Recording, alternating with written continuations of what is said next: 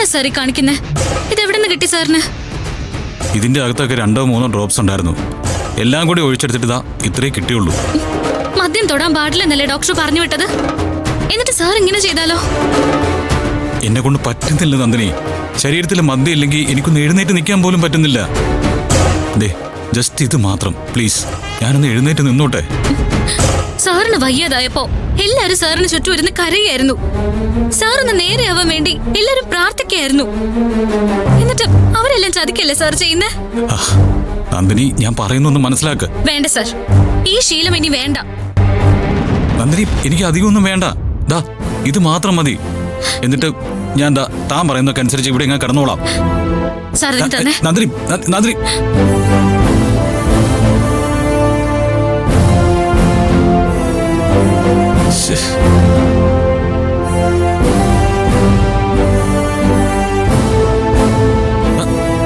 താൻ എന്തേ കാണിച്ചത്?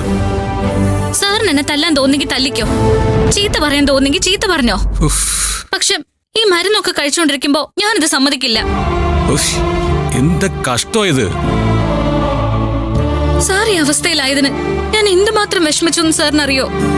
എന്തുമാത്രം കുറ്റപ്പെടുത്തലുകൾ ഞാൻ കേൾക്കുന്നുണ്ടെന്നറിയോ? സാർ എന്നെ ദ്രോഹിച്ചിട്ടുണ്ട്, അതുപോലെ പലപ്പോഴും എന്നെ സഹായിച്ചിട്ടുണ്ട്. സാറിനെ അനുസരിപ്പിക്കാനുള്ള യോഗ്യതയൊന്നും എനിക്കില്ല. പക്ഷെ ഈ മരുന്ന് തീരുന്നവരെങ്കിലും പ്ലീസ്. താൻ കരയൊന്നും വേണ്ട, അത് പോയില്ലേ പിന്നെന്താ?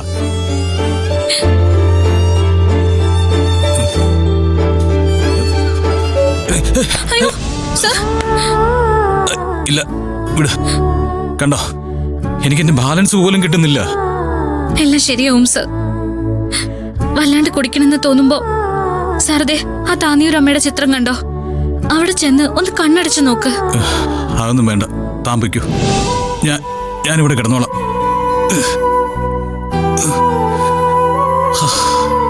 സൂര്യ തീർന്നു പോയടോ.